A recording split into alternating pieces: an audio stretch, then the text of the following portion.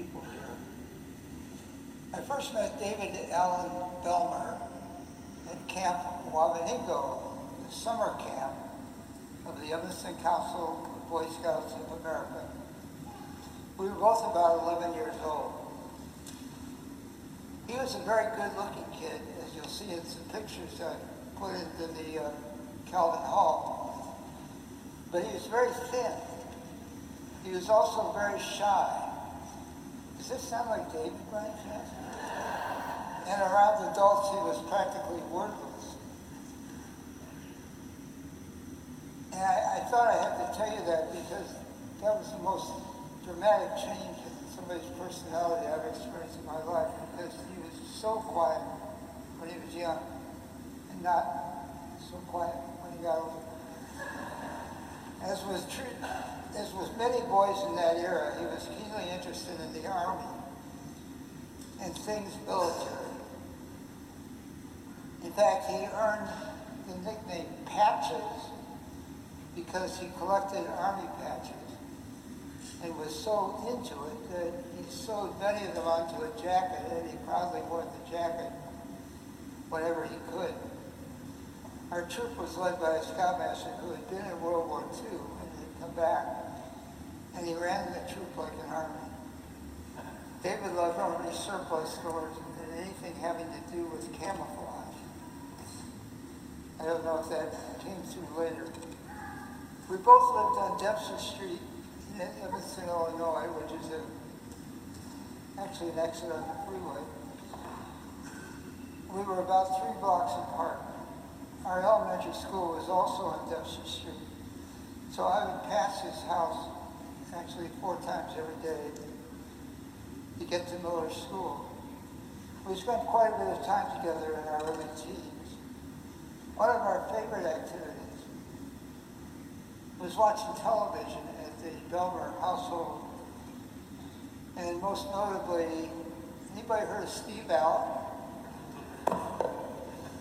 Anyway, we used to watch the original Tonight Show,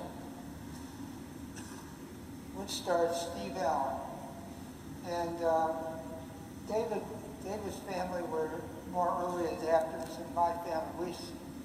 I left home quite a few years after that. We still didn't have a TV, but the Belmers had a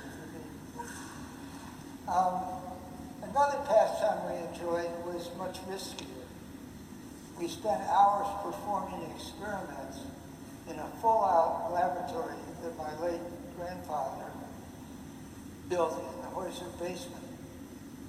It included gas lines, Bunsen burners, a still, vacuum packing equipment, all kinds of chemicals, tubes of mercury, which we would hold in our hand, beakers, hoses, and on and on. My dad was also a chemist, but never went in there. My grandfather was gone, so we had full reign to this laboratory. And we're frankly very lucky to be here today. I was thinking later, if it weren't for me, that all of this wouldn't have happened because there wouldn't have been a West Coast Belmer family. I got to know that family. Father was Sidney or Sid, mother was Charlotte, sister was Suzanne. David almost worshipped his dad, who was a very successful insurance executive with the Hartford. Sidney was a quiet, old school of gentleman who was, in fact, very busy in those days rebuilding the kitchen on Dempster Street. I was indebted to Sidney for getting me a job with the Hartford in the Wrigley Building downtown Chicago. Great fun to commute from Evanston to Chicago in those years.